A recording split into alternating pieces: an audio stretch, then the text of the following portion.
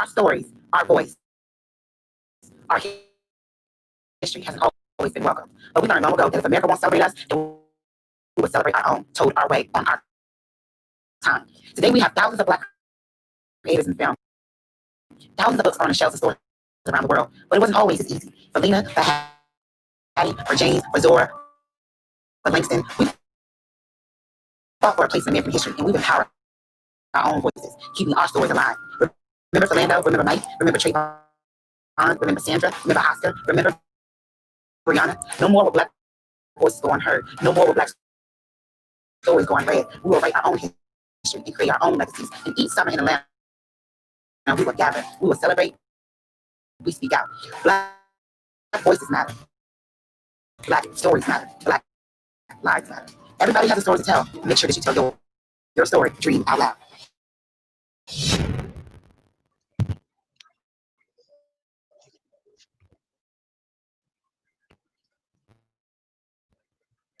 Good afternoon. Oh my gosh, it's already 4 o'clock. I can't believe it. I've been sitting here since early this morning.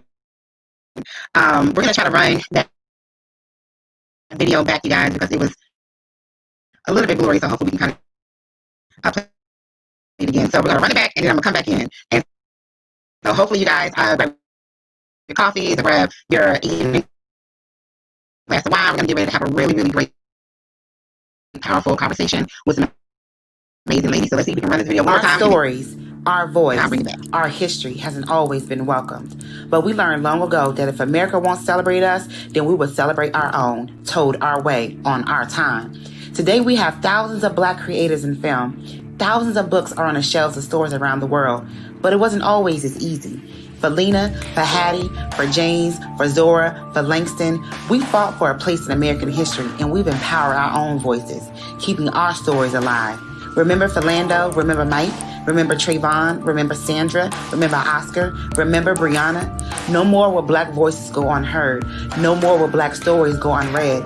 We will write our own history and create our own legacies. And each summer in Atlanta, we will gather. We will celebrate. We speak out. Black voices matter. Black stories matter. Black lives matter. Everybody has a story to tell. Make sure that you tell yours. Create your story. Dream out loud.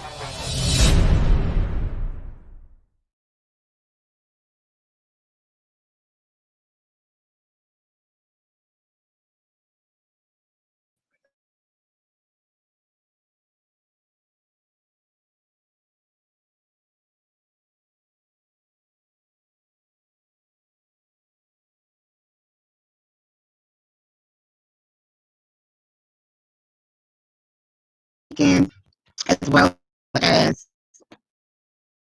here we go. Hi guys, my name is Tamika House, and welcome to our town hall virtual meeting. I am the founder of Black Rise Weekend, as well as author of several novels. I'm excited to bring this conversation to you guys this evening about the culture climate that's currently going on. Obviously, how important our stories are in this moment in time.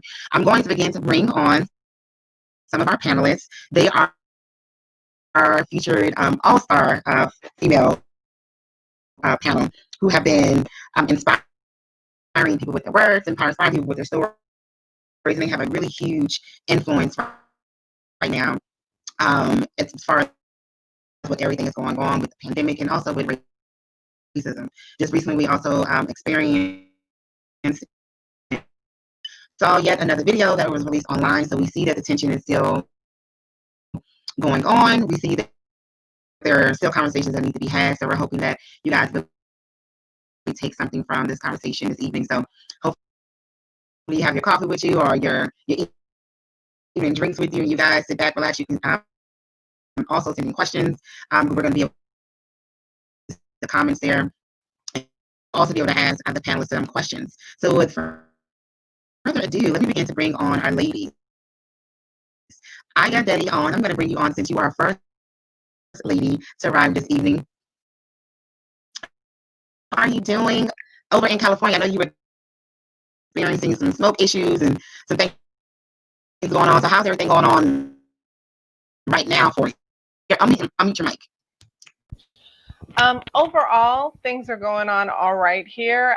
The air's getting a little better, but due to climate change, there have been these crazy thunderstorms with lightning and no rain, and they've struck all over the place and struck up all these wildfires. So, and then the air has been filled with smoke. We haven't been able to go outside. So definitely, Oh, we are wow. feeling the effects of the climate crisis here in California. Oh, wow. Yeah, so it's a lot going on in your area. So definitely praying for you guys and hoping that that really clears up. 2020 is definitely one for the books. It's just Woo! quite interesting, I'll tell you. Uh, I want to bring in our next panelist, which is Monique Melton. I'm really excited to meet and speak with you also this evening. You have been having a very influential voice over the past couple years, and so we're excited to hear your point of view and your experience up until this point. Um, oh, I'm sorry. How did we lose you?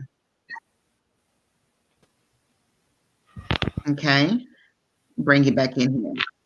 All right, cool beans. Monique, can you hear us? I can hear you. Can you hear me okay? Yes, ma'am. I got you. Yes, you look beautiful, by the way. Love the polka dots. Thank you. Thank you. Y'all look beautiful too. Thank you. Thank you, ladies.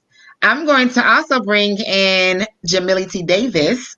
I believe we have crossed paths at some point. If not, her name is extremely familiar because I've seen her come across my screen for years now because of the book industry. I'm really anxious to go on with her. I'm excited to grow. So, Jamila, Hello. come on in. Say hello to everybody. Hello, everyone. How are you all? Hello. Good. Oh, look at that background. Yes. And then last but not least, this is one of my favorite gems. Kimberly James, who is recently like the world's favorite girl right now. She's a viral phenom right now. Her voice is kind of being heard all over the place. She's the author, also the author of I'm Not Dying With You Tonight. And also just Mhm. an all around great individual. I've known her since I've moved to Atlanta at this point. Anxious to talk to you, lady. I know you live in a whole new, a whole different nowadays with being busy and traveling and doing all these things and having all these conversations. So I'm eager to catch up with you and see how you've been and what's been going on with you. So welcome home. A little bit. Just a little bit. How are y'all doing, first of all? Can y'all hear? Can everybody hear really clearly? Yes, you're coming through good now. Yes. All right, cool beans. Perfect. So 2020 has definitely been one for the books. Yeah. And my hope for this year was to have some type of gathering to talk about our stories and our voices because it's kind of been the foundation for Black Rights Weekend and as well as AA and BC from the very beginning. It's amplifying our voices and making sure that our stories are being heard and writers are being discovered. With everything that's been going on in 2020, how have you ladies maintained the mission of keeping your voices strong and current and visible where people are hearing you? And so how have you adjusted to what's going on right now? Okay. And okay, Monique, you start. Okay.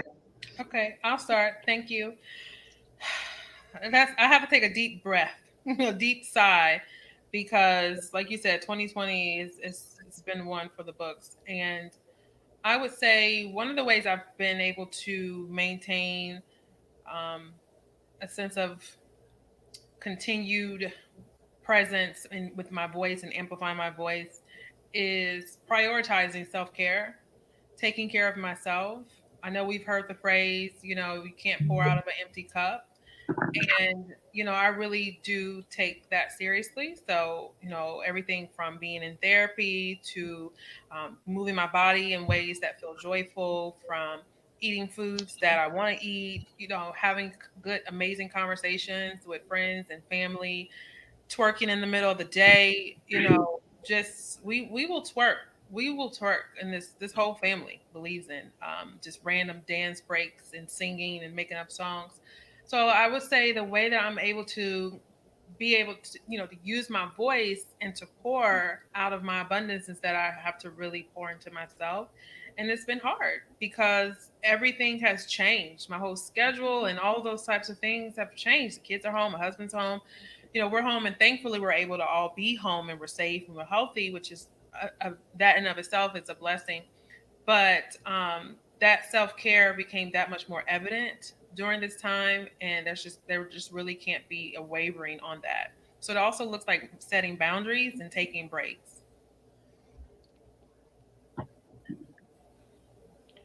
I want to Kimberly, I'll jump let you in. jump in. Oh, go ahead. Go ahead.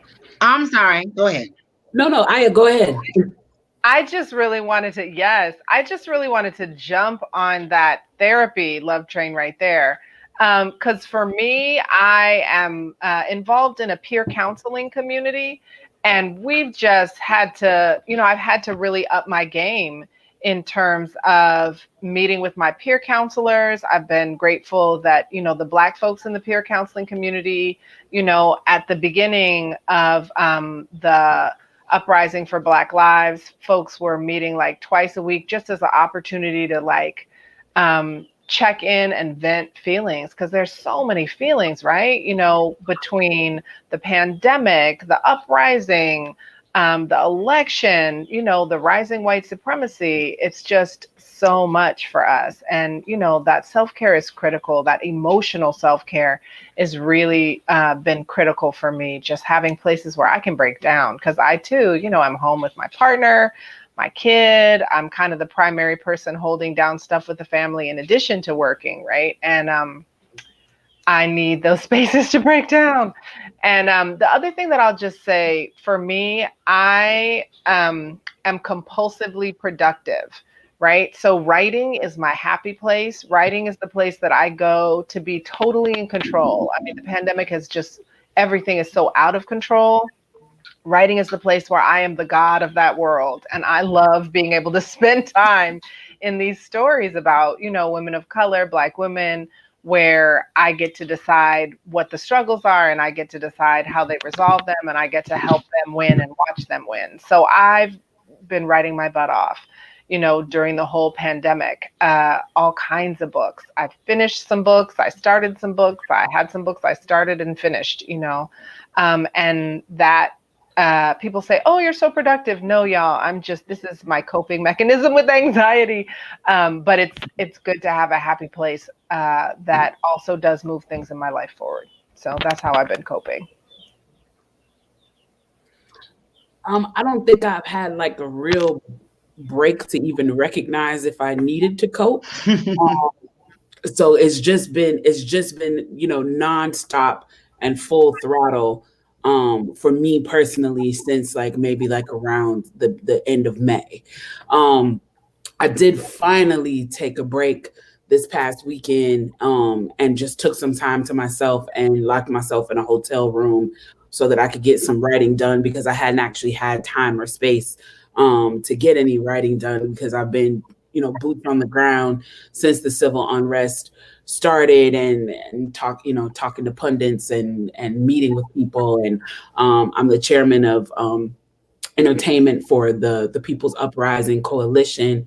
So it's just been, foot on the gas for the last 6 months. But I did take that time this past weekend to write because I agree with Aya, that is, people are like, oh, if you're going to take a real break, just go to the beach and sleep. Don't go to the beach and take your laptop and write.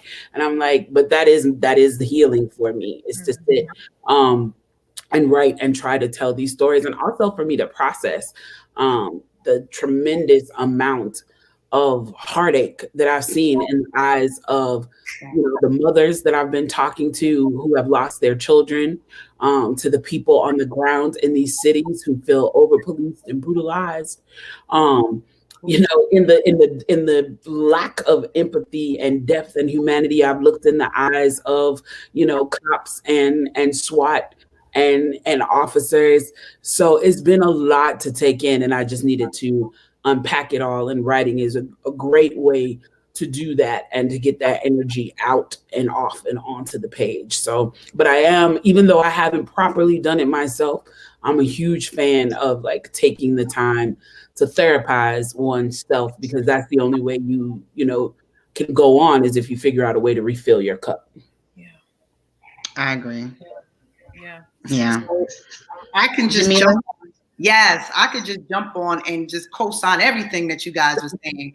Actually, Tamika, I got in contact with you about a decade ago as a prisoner.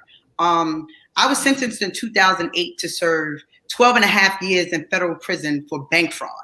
Behind bars, I discovered my gift of writing, and actually writing saved my life.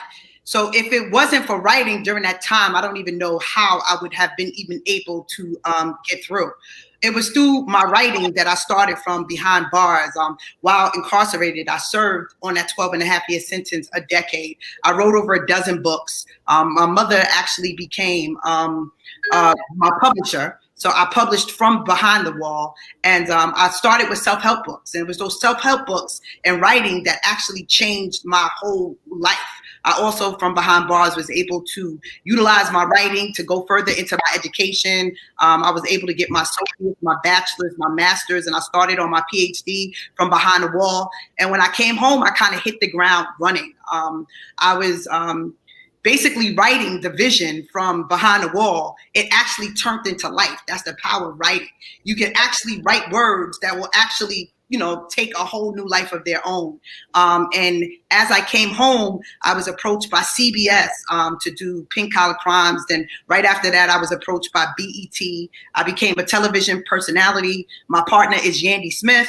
So from that, I went into activism, and I kind of started utilizing the skills that I learned from behind bars. God has a sense of humor. For me, prison saved me. I was chasing so many different things in the world, and I didn't know that I need to chase purpose. So it was during that time that I actually learned my gifts and talents and kind of learned what counts most in life. And I got into creating curriculum. And I came home and I started teaching in schools and community centers. I went from being a prisoner to mayors calling me, from cities calling me, contracting me to do civic engagement in their city and to community engagement. It's just been an amazing journey. Then COVID hit. So I had worked hard to get to this place of redemption. Right? I went from being ashamed, from being a person that didn't want to tell their story, to being the face of letting folks know that despite how far you fall in life, that God gives folks a second chance. And if you choose to, you can take that second chance, dust yourself off, and get back up again. So when COVID hit, I panicked at first, because I'm saying, God, what is this? All the contracts I had worked so hard for seemed to disperse, and they weren't there. And it was an uncertainty that all these things I worked hard to gain would be suddenly taken away. And I had to go back to the place that I went to as a prisoner, and that was trusting God. Because when everything is taken away from you and things, and there is uncertainty, you learn, you know, in a situation like I was in, to trust God. And during the pandemic, you know, he basically spoke to me to publish the book that got me through my trials and tribulations, which is my book, Built to Outlast the Storm. And pretty much, you know, it's about changing your mindset. Instead of looking for the bad in a situation, to look for the opportunity, right? So I had to train my mind behind bars to look for the good that could come.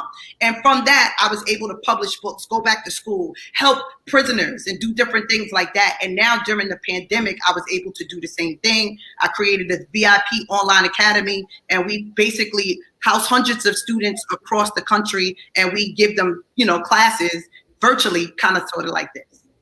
There is an amazing testimony. And I love the fact that you use your experiences to be able to inspire and help direct people so they won't make those same mistakes that would delay their greatness and delay them living out their purpose. Kimberly, recently you went viral by speaking a lot of truth about the lack of power that we have had in controlling in our lives, and the opportunities that we have not been able to gain because of systemic racism, or because of being murdered or targeted by police, or are white supremacists. It's been a lot of things that have been up against us. Take us to on you decided to this moment and say this very profound speech, which was very raw, very real. So take us into this moment that where you actually filmed this. So I actually was downtown. I was downtown right before there was another set of civil unrest that was happening, and people were doing a cleanup. They were cleaning up the downtown area, and I was struck by it because a few months prior to, I had tried to put together a cleanup in one of our communities, and nobody showed up. Like, nobody showed up for the community cleanup. There was maybe a handful of people who showed up. It was enough of us to maybe clean a block, but that's as far as we got, was a block.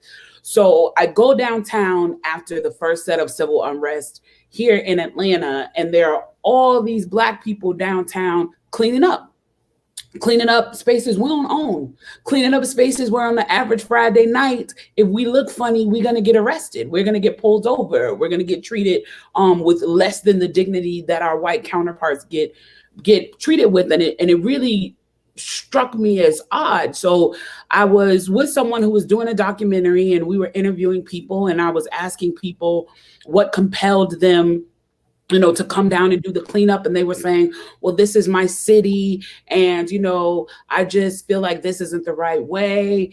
And the more I listened to them talk, the more I realized that without them even being fully aware of it themselves, what they were saying to me is that they were concerned with the white gaze.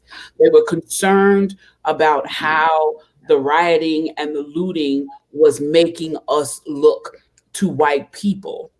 And it upset me, to be honest. It completely upset me. I was not actually supposed to be on camera that day, but I started expressing how I felt in that moment. And so they turned the camera on me and recorded it. And then they dropped that segment of the video, and it went viral. And I think that part of, you know, why it went viral is because it was, you know, unedited from my head to my mouth. I said what I felt in that moment. I think I said what a lot of people had been thinking, but didn't feel comfortable saying. And I think that at the end of the day, this journey that we've been on for, you know, some people say 400 years. I guess if you agree with the agreed upon date of 1619, 400 years, but it definitely was longer than that, you know, when we arrived in islands and that kind of thing. But I think to this day, we, even us, have become conditioned to not have a human view on what we've experienced. The atrocities that Black people in this nation have experienced and continue to experience is beyond anything seen by any other culture. And people like to play like trauma politics of like, no, we don't need to play trauma politics because, you know, this person experienced that thing.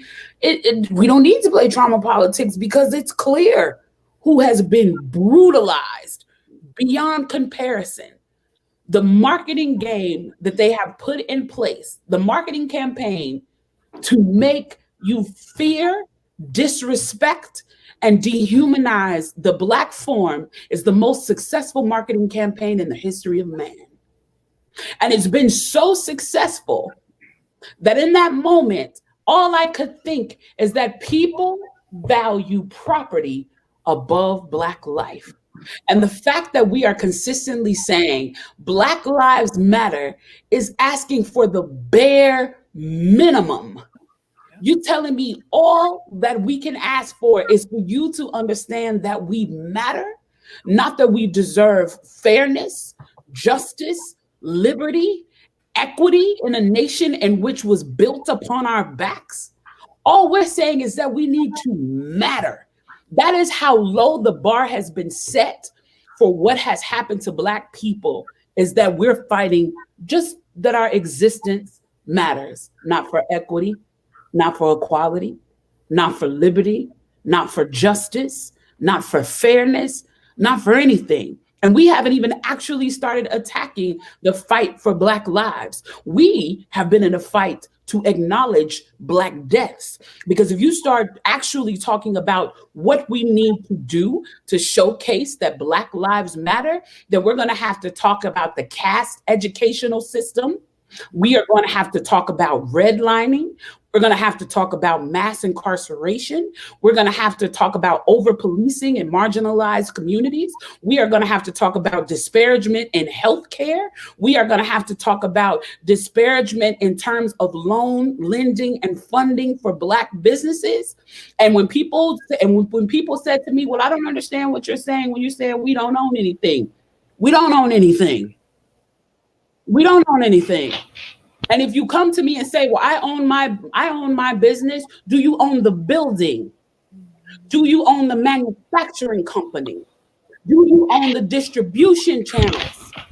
We have been barred from actual wealth in this nation for 400 years. Yeah, there are some of us that are rich, but there ain't one of us who actually possess real wealth. Because even if you own a successful t-shirt company, you do not own cotton. So you can't be the controlling stake.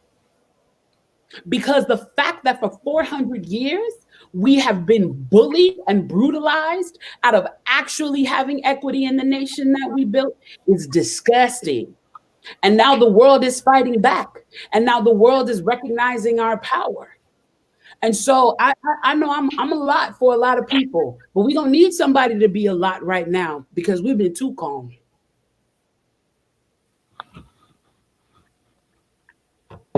And that's the and that was very powerful. That was very, very powerful.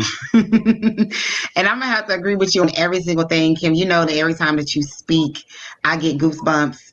I've always listened to almost every single word and teaching that you always try to share, especially my own personal journey.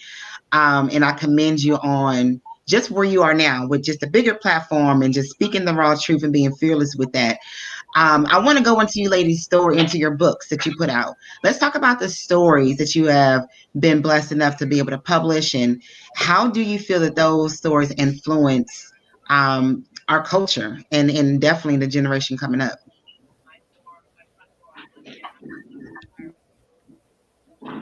Aya, you want to go? Sure.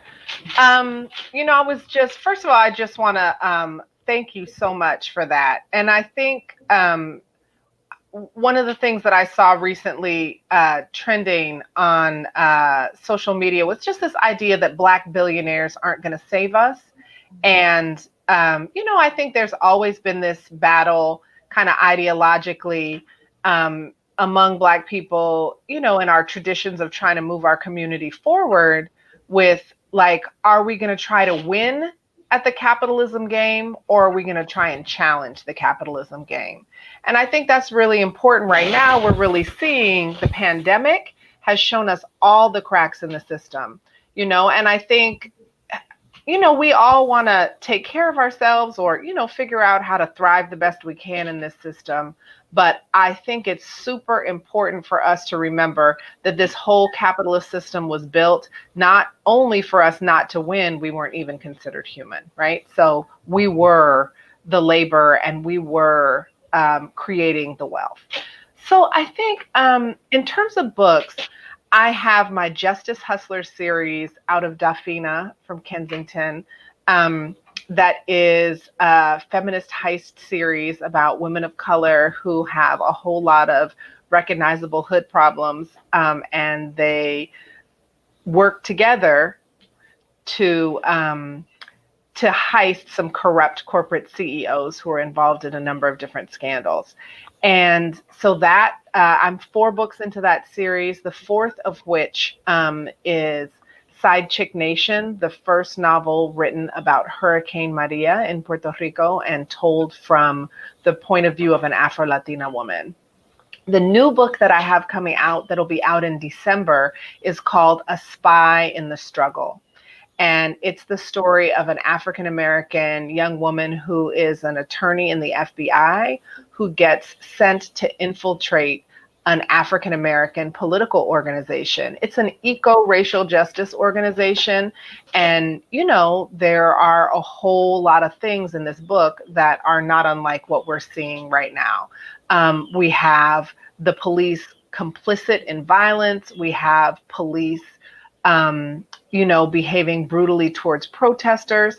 But not only that kind of violence, we see all that really shady behind the scenes violence with both the police and the FBI planting folks in protests to create violence and unrest, and then using violent tactics and justifying them based on, the protesters were doing X, Y, and Z, when really they planted those individuals. And the thing that's really interesting in terms of the timing, so this book will be out in late December, A Spy in the Struggle.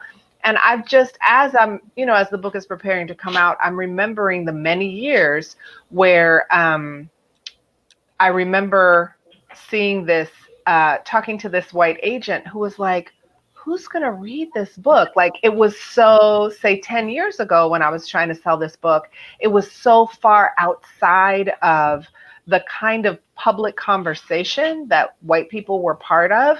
It was unfathomable. It was unfathomable to her that this was a story that was real, that was based in reality. But I'm pleased that, finally, we are getting to the point where the public dialogue is including much more of what we as Black people have known for years about the violence of police, the violence of prisons. And I'm so excited that this idea of defunding police, one of the three main demands of the movement for Black lives, is finally on the public radar. And, I'll just add, one of the things that I've been doing to keep myself grounded in the pandemic and in the uprising has also been protesting with my family, and in particular supporting my kid who is, young, in the sort of 8 to 12-year-old range, and supporting my kid and a small group of other kids to raise their voices in protest, because this is only the beginning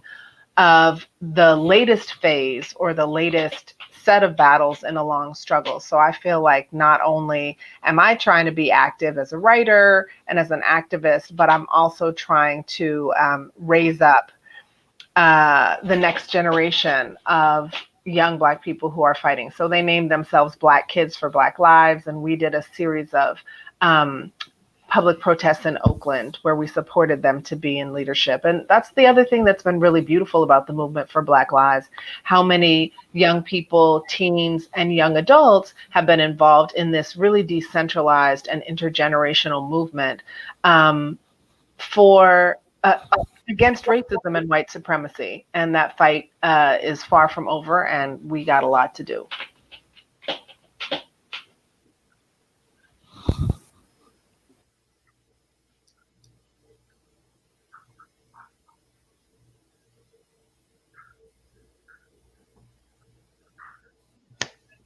Monique, you go next. Take us into some of your stories that you have developed and how you feel like you impact or influence the current culture climate.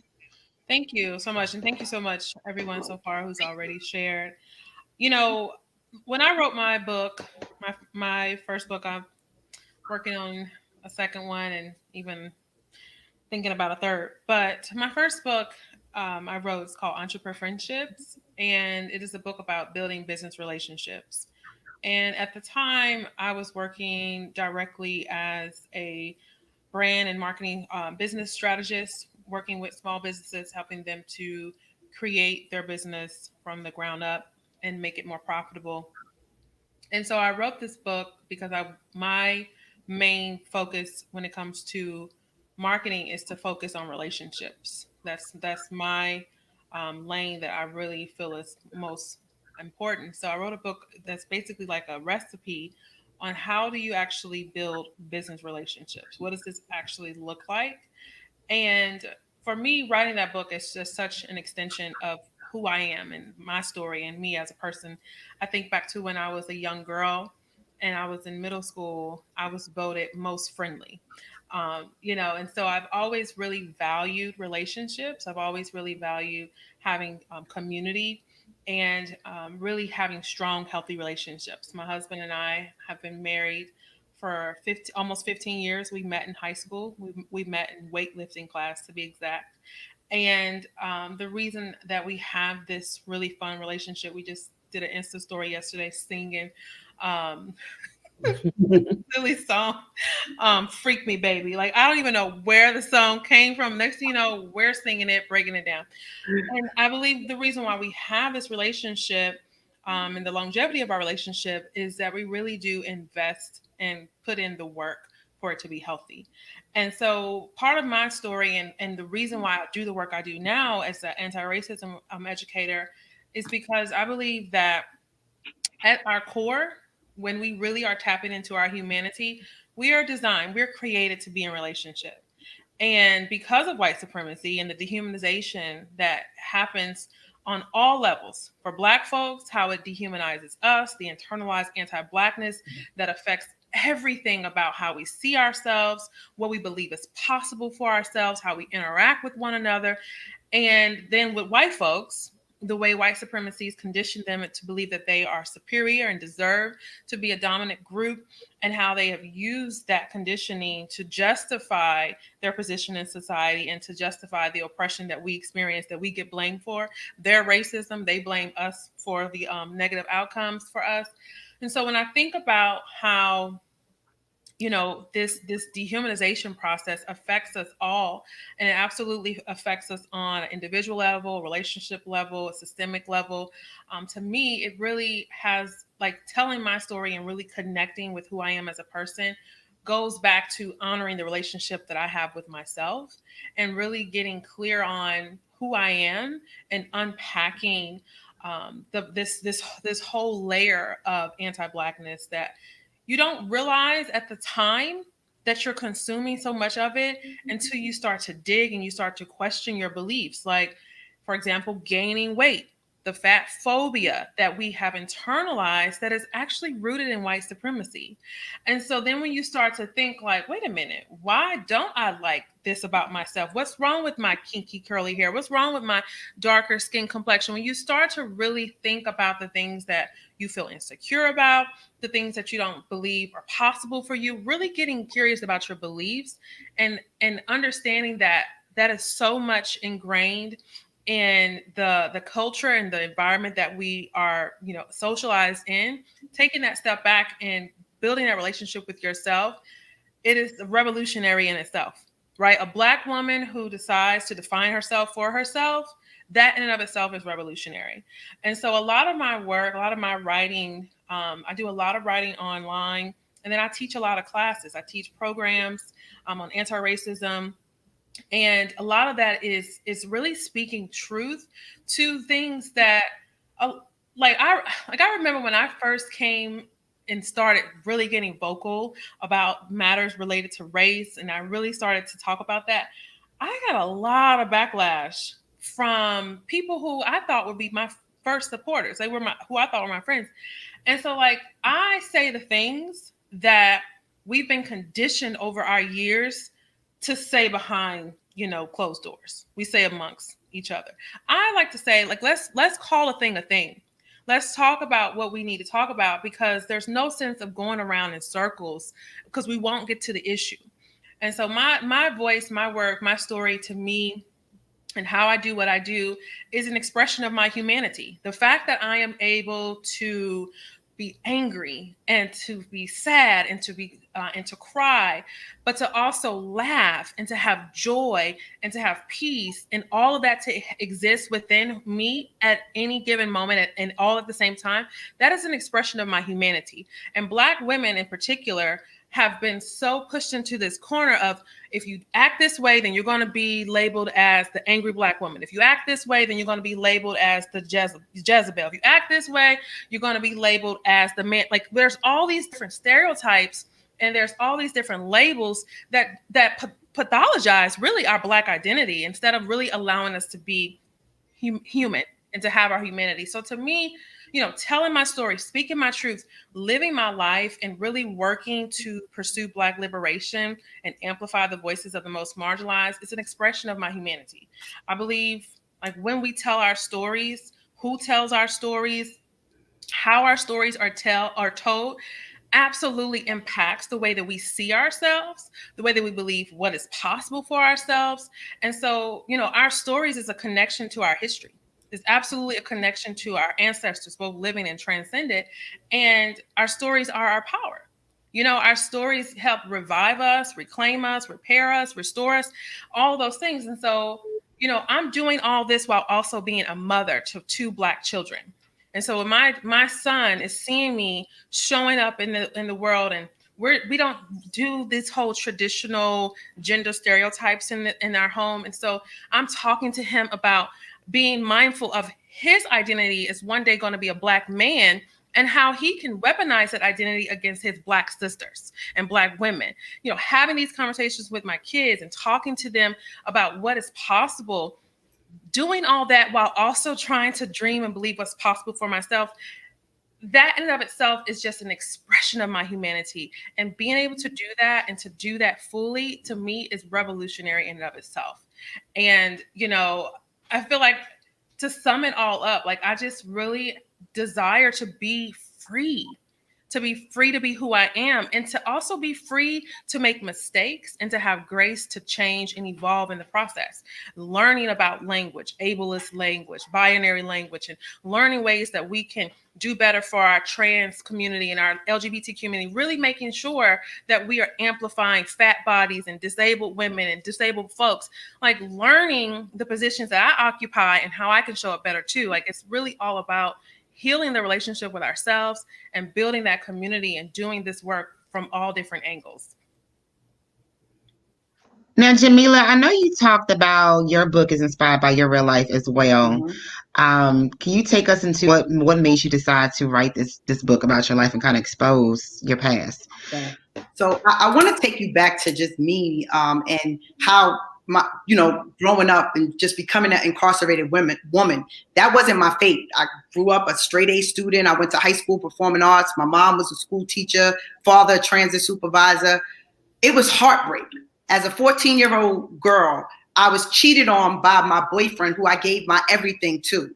And that heartbreak led to a series of destructive activities. It made me feel not good enough, right? Not loved enough. Always feeling that I was missing something in my life.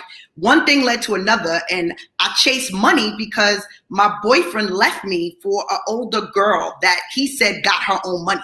So that put me on a chase to, search for money whichever way that I could. And that eventually led to me serving a 12.5-year sentence in federal prison. So behind bars, I started writing, and writing was my therapy. I had to go back to that place, that wounded 14-year-old girl that no one taught her how to cope. No one taught her what therapy really was, or the need to go through it to really be healed or mended. So I started writing for the young Jamilas of the world to understand and know that, they are special, they're loved. They don't need a man to tell them that they're good, and to really learn to build up their self-esteem. So writing for me started with my life story, journaling that.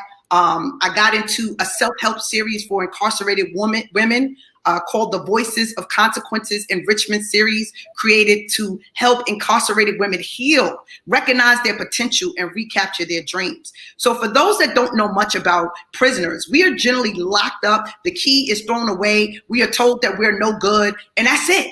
How does someone heal an environment like that, right? So I started creating books speaking to my fellow prisoners. And little did I know that while I was a prisoner, that my books would be in prisons across the world, helping incarcerated women. And I started learning the things that we need, which is love. So, I create books to inspire people, to let folks know nothing is impossible. Regardless of what you go through, you could heal, you could love on yourself. If there's nobody else there to love on you, it's okay to love on yourself and know that you matter. So my work today, that I do is basically that I've done really started in prison. I did release Built to Outlast the Storm, which was kind of the principles that helped me shift my thinking. And I currently give that to the students that I work with. I have so many different similarities with the panelists. I'm also a part of the Until Freedom team. So I'm an activist. And we recently just actually had a kids protest, teen-led, teen-organized protest by teaching kids social justice and giving them an opportunity to get into civic engagement, and they've actually led their own march. So what I pretty much do is inspire. I let folks know, like, you know, it doesn't matter who you are. It doesn't matter where you come from. Everybody's not going to be perfect. Everybody's not going to be great. Everybody is not going to necessarily come across the opportunities that some of us have been blessed with. But despite that fact, you still could find the gifts and talents within yourself and become successful. That was so eloquently spoken, just so powerful. You got a really good, you know, speaker voice. Like, it just vibrates. Like, I just love it. You ladies, you guys are all phenomenal. And let me jump into Kimberly Jones for your story. I'm Not Dying With You Tonight. And you also, I want to know a little bit more about these 2 new books that you got coming up. And then also your book is recently about to be adapted into a film. So we want to take us into your story, because it's about to really influence a lot of people. So what are we about to get? What are we about to take in? Well, first, let me just say, I'm just like having like a super fangirl moment, because I love all these ladies, and I'm just like, I'm so happy to be on a panel with them. And so like hearing their stories is so exciting to me. And I'm like a total Until Freedom groupie. So, well, I'm Not Dying With You Tonight came out last year. And it's funny because I think it was like just slightly ahead of its time, because people are now catching up with it in a way that they weren't upon initial release. Like I got bad reviews. Kirk has basically said, wipe your ass with this book. And like, and now everybody's like, it's the book of the time. You must need it. I'm like, y'all phony. But anyway. But the important part was I wrote this book for teenagers, and teenagers latched on to it very, very early on in the game. And I did 2 national school tours. And when I would go to schools, kids would love it. The teachers would love it. Librarians would bring me in. They didn't care what the reviewers said. They were buying it like hotcakes. And I was walking into schools, especially I was doing programming with Title I schools. And I was walking into schools where teachers were telling me that they had students who had never finished a book cover to cover, but they had finished I'm Not Dying With You Tonight. I'm Not Dying With You Tonight is the story of 2 girls, 1 Black and 1 white, 2 17-year-old girls who survived the night together in race riots. The story is told in dual perspective. So you get alternating chapters. So the white girl is Campbell and the Black girl is Lena. And you see how differently they see the same night, and you see the moments in which they see the same night the same, because despite them having cultural differences that separate them, the fact that they're both female lends to them doing some things the same way, because we all know about the omnipresent threat to the feminine form. That's, you know, we just can't escape. And so it is a YA novel. It is written for teenagers. I think a lot of adults enjoy it.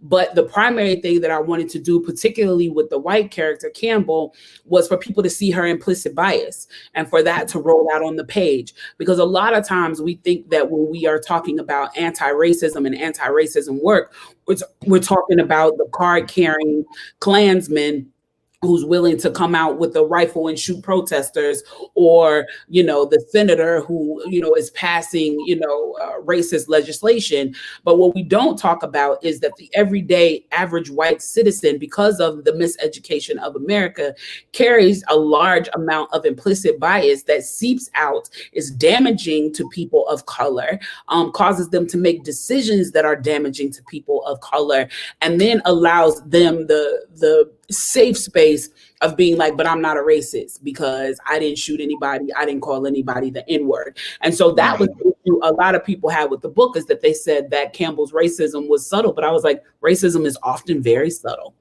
And racism is also done in work emails.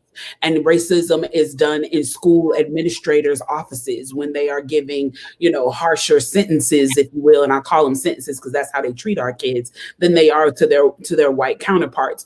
So I'm Not Dying With You Tonight, which is being made into a film, tells the story of these 2 girls who survived the night and race riots. They're not activists. They're not involved in the moment. They have just found themselves caught in the midst of it and are just trying to get home. And I started writing it 5 years ago. I was inspired by the civil unrest in Baltimore. Even though the book takes place in Atlanta, I was inspired by the civil unrest of Baltimore behind the death of Freddie Gray, because there was a news story about a bunch of kids who got trapped behind a police barricade on a school bus. And of course, the news never circled back to that because they like the sensationalized story. And so they never got back to it. So I could never figure out or find out what happened to those kids. And so as we've all discussed that as a writer, this is the way in which I process.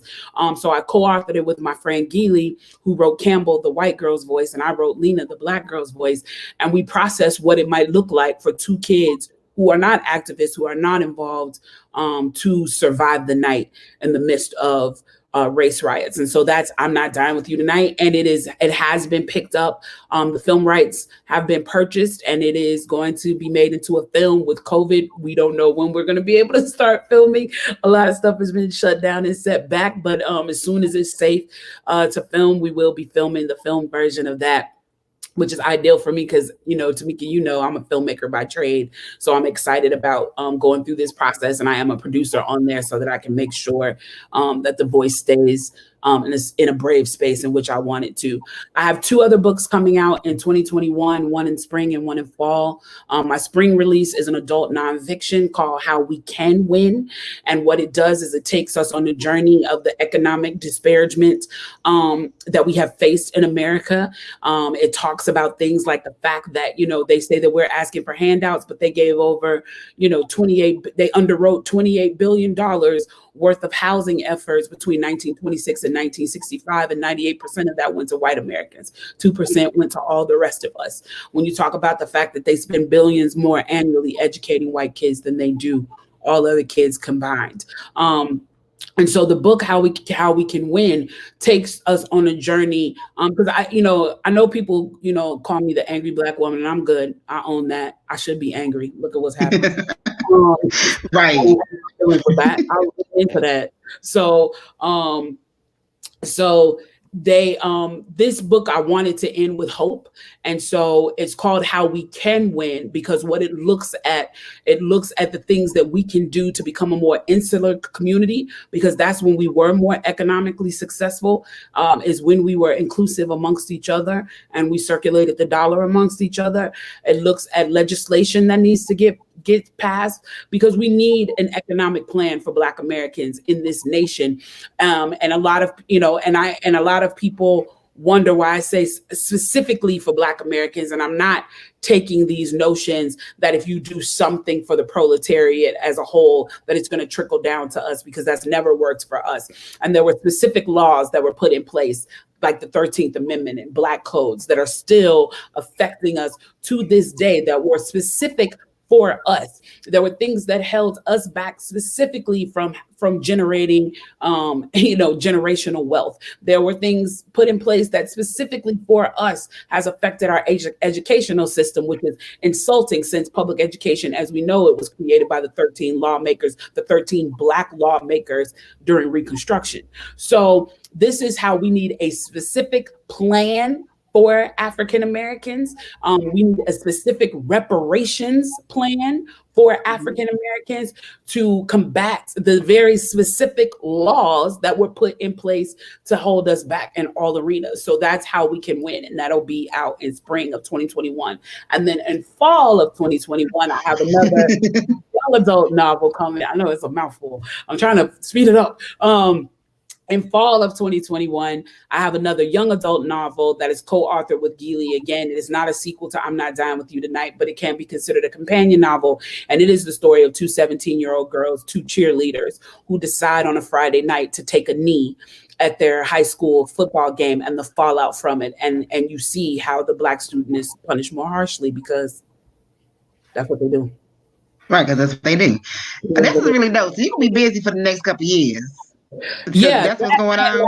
Yeah, and then I have a couple film projects that I'm working on, some scripted content that I'm working on with some networks right now that's coming out as well. So I'm just gonna need a nap soon. I see. Well, I still on my date, COVID or not. So before you get too busy, I got you. Friend, I want the expensive meal. I You want got the it. steak and the lobster. But ladies, so all right, man. Recently there has been within the last 48 hours. This is the last question I want to kind of ask you, ladies. Kind of get your insight on the culture climate is still very loud and volatile and angry, and it's lots of confusion. Conversations are being had, but there's still repetitive these videos coming out, and repeatedly we see officers still using excessive force. We just saw just yesterday a white man walking the streets with a rifle, able to just do whatever he wanted to do, and he still was not murdered, and he still wasn't even violently taken down. I'm trying to understand, like, what are these conversations leading to? What action now needs to kind of follow up, because we're still kind of getting the same, it's the same thing that's kind of happening. Kim, I'll jump back to you, and then Monique, I'm gonna jump to you. Well, I think that what is happening is, again, I try to be hopeful. I try real hard to be hopeful, and I try to inspire hope despite everything that is happening. And I think that what we're seeing now, what we've seen this entire civil unrest I call it the great civil unrest of 2020, because I think it's the first time we've seen a global response to something like this. At least in my lifetime, I've never seen anything like this. And I think that what is happening is we are having an awakening, but most importantly, we're having an awakening amongst us. And then it's trickling out to allies and accomplices. But I think that what we need to recognize is that there are lots of people who have already been doing the work. When you look at like Until Freedom, when you look at people in Chicago like Good Kids, Mad City, when you look at the People's Uprising here in Atlanta, when you look at all of these organizations that have been boots on the ground, doing the work, screaming these chants, fighting these fights for years, for decades. I've been in close conversation with Dr. Bernice King, like she ain't seen nothing new under the sun. And so when you look at that, what is happening is now these people are getting the recognition that they deserve, but they're also getting the financial support that they deserve. And then they're also the narrative around what they're doing is having the positive spin that it didn't have before, because it was really convenient to call Black organizations terrorists before. But now that people are in the midst of a pandemic, and on the back of that pandemic, they're having to watch the brutalization, and when before they could turn their head and look away, and they're having to sit with it and grapple with it and come to terms with their own construct of whiteness and how they present that in the world and how they've been a benefactor of anti-Blackness. And people are doing the work. People are following great authors like the women on this panel, and people like Layla Assad and her brilliant work with me and white supremacy, and thought leaders like Sonia Renee Taylor and Blair Imani and people like that. I think that what we're having is a re-education of America. That is what's happening. And that is going to be the first step in getting people on board to have legislation and reparations to match that. I know for me personally, what we've all been talking about in the activism community is now we all have to go. We all were called to the table when George Floyd happened, and it was all hands on deck. We all had to get to the streets. We all had to have this conversation about defunding the police and about police brutality. But now it's time for us all to go back into our specializations and focus on what it is our organizations do at this root core at a time in which the support is going to be the highest, so we can start fixing all of these tiers. Oh, I love it. Monique, jump in and right, like I'm telling you, she do that every time. On the tambourine, get the offering plate out, like it's something. Okay? Every time, man, just fun. Get my shouting on, okay? Like, listen. So Kimberly, I think we probably experienced a similar like going viral season. Yeah, this influx of attention. Yeah. And so so I inject humor into anything possible. anything possible. And so one of the songs that I would play a lot during that time, like it was about 3 minutes of white people pretending to care. I would play that song. Back then they didn't want me. Now I'm hot. They all want me. Back then they didn't want me. So like the very people who I would personally reach out to and say, I'm doing this program, this anti-racism program. Would you like to be a part of it? Were in my inbox asking me to speak to their community, to their organizations. And I hadn't said anything different. Like, I remember waking up being like, what did I say? Like, I didn't like, what was it? It was very, just like, y'all, we've been saying this, you know, like none of this was revolutionary for us. Folks who've literally been saying these things. And like Kimberly said, like for generations, you can open a book by James Baldwin. You can read a speech from, or listen to a speech from Dr. Martin Luther King. You can read any of Dr. Angela Davis or Bell Hooks. Like you can read any of these folks who've been doing this work, who have laid foundation, have written. I mean, even you, like everybody, okay? Like we could literally look back time and be like, all of this stuff is still so very relevant right now. We have different, maybe some different hairstyles, and maybe we got, you know, now we got vegan this, vegan that, but it's a lot of it's the same. And so I remember doing that very short time. It was stressful. And like Kimberly said, like I've just been grinding on the go, on the go, on the go. It was very stressful. I remember being incredibly overwhelmed. But during that time, I remember feeling like, you know, what we see now is there's just a lot of white fatigue and, you know, the burnout that comes because there's a lot of unawareness of what it actually means to commit to anti-racism. It's easy to say, oh yeah, I'm committing to anti-racism until it's time to actually do the work. And I love what Kimberly said earlier about, you know, Black Lives Matter. And I was just teaching in my class yesterday about how we have to go beyond the bare minimum. Like it's basic for Black folks to be able to walk in their streets and their neighborhoods and not be murdered. Like that's basic. You know, like, sure. Yeah, we need that. Of course, we're still fighting for it. But my thing is, I want to shift the conversation. And I believe that they all have to be had. But I want to shift the conversation and attention and time to what does it look like for Black folks to thrive? What does it look like for us to truly be liberated and to have our communities be a place where we can be safe, we can be seen, we could be supported, we could be socially, politically, economically well and wealthy and really be, what does that look like? What type of, and we absolutely have to deal with the systems and structures that make that literally impossible for so many of us. Sure, there are exceptions, right? People love to bring up like Oprah, or they love to bring up, you know, any kind of rich person, rich Black person, and be like, oh yeah, racism is over. Look at these wealthy. These are exceptions to the rules. These are not, this is not the rule. This is not the process of how Black folks are able to actually move and operate in this country. And about 80-90% of the wealth is still owned by white folks. So, you know, I think that these conversations are important. But we need the activation to not be Black Death. I'm tired of every time there's brutality and pain and suffering in the Black community, that's the only time that you want to start talking about the issues that are impacting Black folks, the day-to-day issues that are affecting us. The fact that schools are more segregated now than they were when it was actually legal to be segregated with Plessy versus Ferguson. You know, the fact that Black folks still cannot be able to access equitable housing, the fact that we have Black farmers being pushed off of their land and not able to get the loans that they need to be able to sow and get the seeds and all that in time to reap their harvest and make the money. And then white folks come in and buy up and take their land.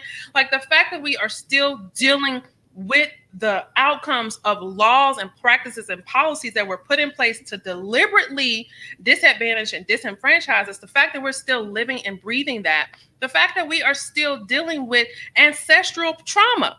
There's new research that is coming up about, you know, epigenetics and how the trauma of slavery and how that has passed through our DNA. So can we talk about what that looks like for white folks and the DNA that is passed through them of being in those positions of superiority, like white supremacy, and that position of dominance and that colonizer tendency, you know, like how y'all gotta come in and take over everything. You can't even sit in a room with Black folks without feeling like you need to be the one leading the way. So I would love to shift the conversation and not have the conversation about what's happening around Black death. We need to talk about that. But can we go beyond that?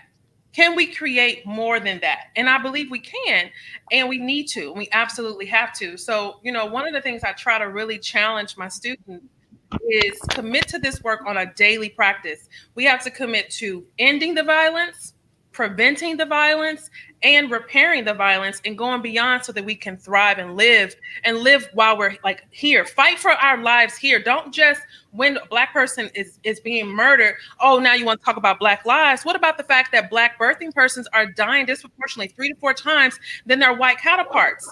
And our babies, the infant mortality rate for Black children is higher than any other racialized group. So can we talk about the fact that when Black birthing persons have children, there's a lack of mental health support, and they're going home and they don't have the support and resources they need to thrive and to take care of the children? Can we talk about Black folks living and what we need to thrive, and not just, oh, Black death, now it's time to do something? What about while we're here living? We need to have that support in place for that too. And that's what we really need, that conversation too. And I can get on. I ain't got hot. Let me jump over to you. Take us into your response. Go into your response for us. Well, I just want to say I just love this panel. My sisters, you are just speaking it. And, you know, it's hard to think about what I would add, but I will add this. Just about making the connections between everything that's happening and how that connects to our vision of ending white supremacy. So here we are in this COVID crisis. One thing that we all need to know is that the COVID crisis is deeply connected to the climate crisis. Part of what happens in the climate crisis is that different species, their habitats get destroyed, and then species come into contact with other species that never used to be in contact, including sometimes with humans. And, you know, this is part of how diseases that have been in one part of the world or in one part of, you know, science and nature jump into another part. And that's part of how pandemics happen. But beyond just the COVID crisis, climate is a racial justice issue. We know that Black people and people of color are the first ones hit and the hardest hit in all these issues of climate. I was so grateful when Hurricane Laura made landfall that it has been de-escalating as opposed to escalating. I was like, Lord, you know, and I don't have the latest on that, but, you know, the kind of crisis that we might have been in for, looking like Katrina, looking like Hurricane Maria, looking even like Harvey, we seem to have dodged that bullet today, which is at the beginning of hurricane season, right? So from the fires here to the storms, climate change is here and it is now, right? And yet these disruptions are also showing us the bigger, it's showing us the bigger cracks in the system. So the economy, for example, our economy was held together with Scotch tape. And why is that? Because it's an extractive economy. The US economy is based on the theft of land, and the genocide of indigenous people. The genocide wasn't successful because indigenous people are still here, but have been living in unacceptable conditions, and the theft of Black people as the labor, and we've been exploited since day one. And that is not a sustainable system. You can't sustain a super exploitative system like that. You can't sustain the kind of exploitation of humans or exploitation of natural resources, and they've always gone hand in hand. And white supremacy, which has, you know, essentially been the law of the land and continues to be the law of the land, but the people are shifting. And, you know, even though folks have said here, you know, Black folks are like, woke up in this uprising and felt like suddenly they were celebrities, and, you know, their neighbors with the Black Lives Matter lawn sign who had never said anything to them, right? You know, like it's been this strange time, but we do see white people in the United States and worldwide speaking out at a level that they never have before. Racism isn't fixed, it isn't over, but the needle has moved and the worldwide consensus has shifted around Black Lives Mattering, right? Just something very basic for a group of people who in this United States used to be considered property. So white supremacy is in crisis. That's why we see all this white supremacy uprising, because they know that they are potentially on the way out, right? But our democracy is in crisis because we have a white supremacist president who's prepared to do anything to hold on to power despite his unpopularity. So we have democracy in crisis, capitalism in crisis, white supremacy in crisis. And the other thing that we see in the pandemic, right, is that gendered labor is also in crisis. The whole economy runs on women doing all this unpaid labor, taking care of children, taking care of elders. We do all this work and yet it's on our backs, right? That the whole society, that the whole worldwide economy works with all this unseen, unacknowledged, unpaid labor by women. But in the pandemic, suddenly everyone's jammed in the house together and it's no longer invisible in the same way. We see the schools are in crisis in COVID. The schools that have been bled dry are in crisis. And, I don't know how it's all going to shake down. But what I do know is this, that we have two really, really important solutions that are huge. And one is defunding police. Police in large cities have budgets in the billions. Most cities have budgets that are over 50% going to police, and that the police get more money than all of the job training, education, mental health, housing, etc. put together, right? But if we were to defund police and move those funds into investing in Black communities as the movement for Black lives demands, it would be a whole game changer, which also connects to the Green New Deal.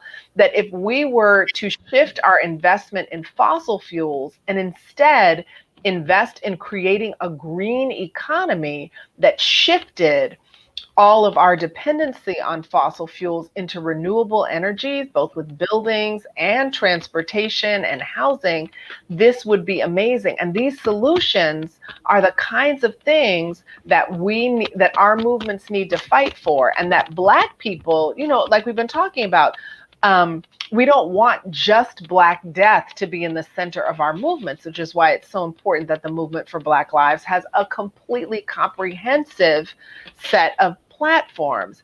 But I believe that this notion of defunding police and the Green New Deal are both these huge, huge ideas that have the scale to really shift our economy, shift our priorities, shift our societies, shift our world, and protect and rescue communities of color, communities in the global South, and frontline communities that are always the first ones hit in this crisis.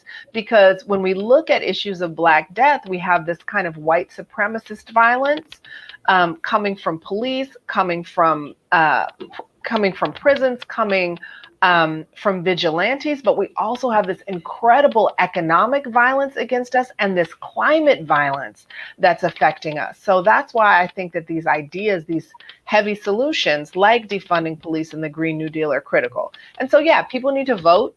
People need to vote blue. That's what I believe. But more than that, we need to continue to have these movements that put pressure on our political leaders to do what needs to be done. And they need all of us pushing, demanding in the streets, online, demanding, calling the representatives, but also calling them out in the public. And as writers, we need to keep writing those stories that tell the truth and offer the hope. So yeah, I think big ideas, voting, movements, and we've got to keep bringing those stories home. Thanks. Wow.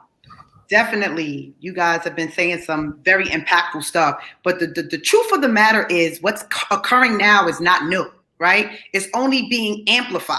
I spoke a little bit about my story, but what I didn't tell you, that when I got sentenced to serve 12.5-year sentence for bank fraud, the 2 white males who instructed me on what to do, they were middle-aged, a lawyer and a mortgage broker. They both got 2-year sentences each, while I got a 12.5-year sentence. So I got to see firsthand how racism occurs in our country. In my case, I was a multimillionaire by the age of 25. I had accumulated a lot of properties and they wanted my properties. So it was a ploy to get them back. I was prosecuted by the attorney Chris Christie, who ended up becoming the governor of New Jersey. And at the time, a lot of people couldn't see because it was just like, oh, she got convicted of a crime, this is this and this is that. But they didn't understand the systemic racism that had been occurring for years, you know? So right now, what I say is that mass incarceration has been a problem, but that has been a way that they have been able to get rid of us. When they lock us up and throw away the key, put drugs in our community, right? So folks don't just sell drugs because they just want to sell drugs. That's a myth to some people. I don't know why they're doing that. People do that because they don't feel they could do more, or they do that because the homie passes them the pack and says, hey, this is a way to get money so that they can get money, right? So we go back into defunding the police, right? So what I do now, my activism is community programming. How do you change people? You don't just, if somebody's homeless and you just, something happens to them because they can't afford their home and you put them in a shelter and give them another home, chances are they're going to lose that home again because maybe somebody never taught them financial literacy. Right? Maybe they didn't have anybody to explain to them budgeting or ways they could make money, or that their trades, people told them about college and they didn't think that they were good enough for college. So they didn't know an alternative or different ways to make money. So what I do now is I roll up my sleeves and I get busy. I'm solution focused because I know that my people need solutions. So when COVID-19 hit, I felt like it was God's cry to say, you know what? You know, the white man that has been in control, because this has been the white man's land. He's been in control. He's been able to dictate what's going on. All of a sudden, when COVID hit, he no longer had the answers. He no longer could tell us what was going to happen or what wasn't going to happen because no one knew what was going to happen. So he became vulnerable at that time. And then when the deaths of folks such as George Floyd hit, it was and folks hit to the streets and said Black Lives Matter. It was an awakening. To me, I call it a changing of the gods. It's a new day. It's a new century. And like my sister said on the panel, it's no longer good enough for us to just say what the problem is. We know what the problem is, but I challenge you to be a part of the solution. How do we become a part of the solution? We go to the places and the spaces that need us most. As Black people, we have to galvanize. We have to support one another. We have to support each other's businesses. And we have to create a new generation that knows how to create generational wealth. And that starts with teaching financial literacy to our people, to teach our people how to become entrepreneurs, to give them the resources. And I'm glad to be a part of the solution. I was telling you guys briefly before about folks that I'm dealing with. I salute Mayor Ross Baraka of Newark, New Jersey, and I'm glad to be a part of his team. He's now defunding the police, like we spoke about, and putting money into community programs. He created the Office of Violence Prevention, right? So a lot of crime and things happen in our community because people don't know what to do. So instead of sending police after them, they're now equipped in therapists and credible messengers to go and intercede before crime actually happens, and giving people resources and hope. So that's what I do. You know, I live my life to give folks information, to give them resources. I use my writing to uplift, to inspire, and to empower people, and to let folks know that despite what you think, nothing is impossible if you create a plan, if you write it down, and if you put, you know, do the work, because doing the work is also a part of it. And you know what, Jen, you said a mouthful too. I said, Jamila almost made me do a church run up in here. You're right. And yeah, I'm going to have to agree with you. I think that a lot of our power starts with teaching this generation financial literacy and us gaining some type of generational wealth and power, economic power, also leadership power, control some of our offices and our the local offices, the seats that we have are the judge seats, and our police chiefs, and all we need to kind of pursue these roles and also to be more supportive in the communities that we actually live in, know the people that we actually live around. It was like this saying back in the day, like where like it took a village to raise children. And then we also live in a neighborhood where if you got in trouble, the neighbor could get on you, and they can go and tell your mamas and them and your mama. Like it was just that type of unity, and I think we don't have much or enough of that amongst us. And so, ladies, I really appreciate you all doing your part, making sure that the conversation continues. And you guys are actively doing your part, obviously, with influencing the culture with your stories. You all have your projects that you're also releasing that's influencing our current generation. You also have your nonprofit organizations that you are leading and developing. You're also hitting the pavement. You're doing the marches. Kimberly, I saw you hitting the road, going up into Kentucky. Like you've been actually hitting the pavement still. So I'm very appreciative to you ladies in your journey. I could just imagine those private moments that you have to go through to kind of get the strength for yourself to keep going, to keep pushing forward. So I'm hugging you all and I'm encouraging you all to find, that safe space that you have that you can kind of purge and release as well. So don't forget to take care of you while you take care of everybody else. With that being said, let's tell everybody where everybody can find you at, your social media, your websites, all that jazz, and where your books can be purchased.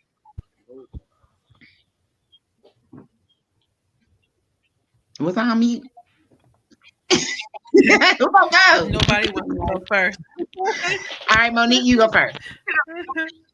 Kim, why don't you go? Okay, I was gonna say, Kim, why don't you go first? You've been going first. You can find me on Instagram. That's kind of where I live. I don't run my Twitter. My niece run my Twitter, so I don't know what's happening over there. You can find me on my Instagram, which is just my name, Kimberly Latrice Jones. You can also find anything about me, what I'm doing, my movements, book, all of that on my website, which is www.kimjoneswrites.com. That's www.kimjoneswrites.com, and on IG, Kimberly Latrice Jones. Y'all can find me there. And Tamika, thank you. Thank you for this. Thank you for Black Writers Weekend. Thank you for this space. Thank you for your ever enduring spirit to continue to give Black creators a voice and a space. I know the ins and outs of what it takes for you to pull this off every year and for you to transfer it digitally this year and make it so amazing. We just need to give you your flowers today too, sis. So Kim, I just followed you. Thank you, man. I'm gonna take you. I take that and I receive that. I was just saying, I just followed Kim on IG. So I see you was just posted the family. My son is my brother. So I am Jamility Davis. I also live on Instagram. That's like the main way to reach me. I'm at Jamila. That's JAMILAT Davis. That's Instagram at Jamila JAMILAT Davis. And I also have my website, which is www.jamiladavis.com. Definitely looking forward to staying in touch with you guys. Definitely empowering group. And again, Tamika, thank you so much for inviting me. Thank you again, my lady. I guess I'll go. This was great. Thank you, Tamika. Thank you, all of the incredible panelists here today. I definitely want to make sure that I stay in touch with you. I was so encouraged by all of you nodding my head and over here throwing, how folks do in the church, just throw random things at you. You gotta be careful out here, you get hurt. But this was great. So I really, really appreciate this. And I appreciate you having me here. So you can find me out here on these internet streets at MoniqueMelton.com. That's where you can find all my programs and classes and workbooks and such. And then I do have a good time over on Instagram at Mo Motivate. Now my extended family refers to me by my Instagram name. They call me Mo Motivate. I'm like, I did not mean for that to be. But Mo Motivate, MOE Motivate. Get your life together over on Instagram. Miss Aya. Oh, I just have to say, I love Black women. Thank God for Black women. We're going to be all right because Black women are going to make it all right. People need to support us more. Yes, you can find me at ayadeleon.com. I am on the Twitter I'm Aya De Leon on Twitter. Aya De Leon writes on Instagram. I'm not on Instagram as much. I'm definitely on Twitter. You can also find me. I blog at The Daily Dose, which is a climate feminist blog, which is dailydosedeal.com.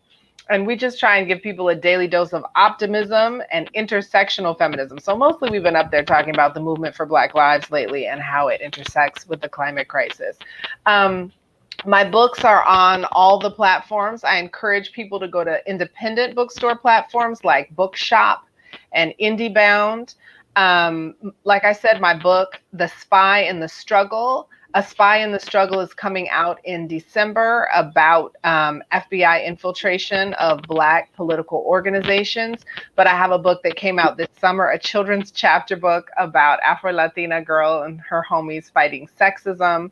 And it's called Equality Girls and the Purple Reflecto Ray. It's like a little sci-fi political chapter book for kids who are like, 8 to 12.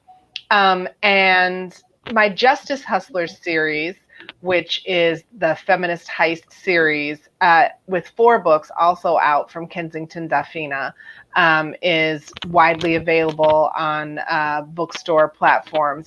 And then for next year, I'm working on a book that's also coming out from Dafina, and it's a hip hop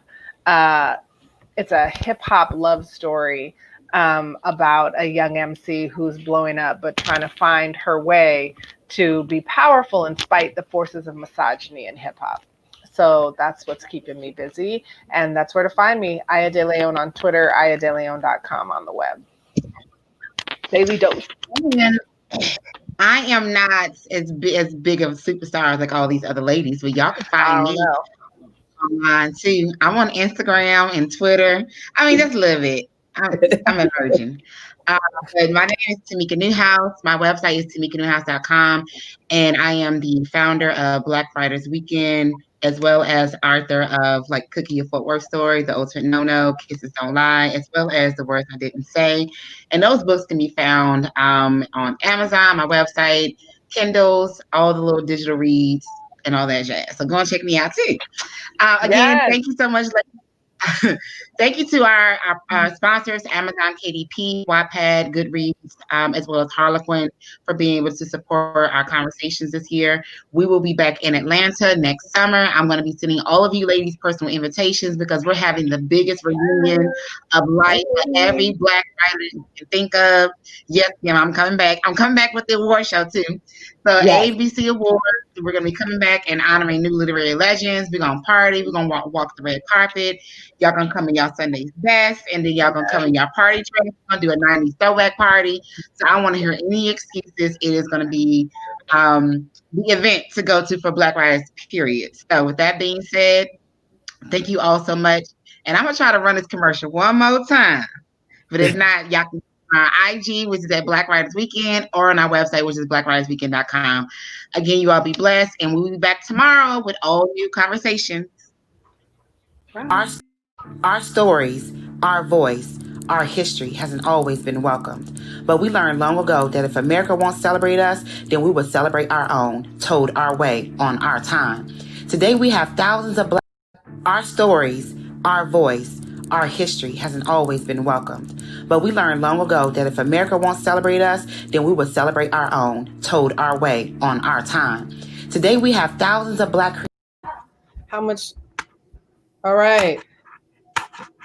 How long to the end? Our stories, our voice, our history hasn't always been welcomed. But we learned long ago that if America won't celebrate us, then we will celebrate our own, told our way, on our time. Today we have thousands of Black creators in film. Thousands of books are on the shelves of stores around the world. But it wasn't always as easy. For Lena, for Hattie, for James, for Zora, for Langston, we fought for a place in American history, and we've empowered our own voices, keeping our stories alive. Remember Philando, remember Mike, remember Trayvon, remember Sandra, remember Oscar, remember Brianna. No more will Black voices go unheard. No more will Black stories go unread. We will write our own history and create our own legacies. And each summer in Atlanta, we will gather, we will celebrate, we speak out. Black voices. Our stories, our voice, our history hasn't always been welcomed. But we learned long ago that if America won't celebrate us, then we will celebrate our own, told our way on our time. Today we have thousands of Black creators in film. Thousands of books are on the shelves of stores around the world. But it wasn't always as easy. For Lena, for Hattie, for James, for Zora, for Langston, we fought for a place in American history, and we've empowered our own voices, keeping our stories alive. Remember Philando, remember Mike, remember Trayvon, remember Sandra, remember Oscar, remember Brianna. No more will Black voices go unheard. No more will Black stories go unread. We will write our own history and create our own legacies. And each summer in Atlanta, we will gather. We will celebrate. We speak out. Black voices matter. Black stories matter. Black lives matter. Everybody has a story to tell. Make sure that you tell yours. Create your story. Dream out loud.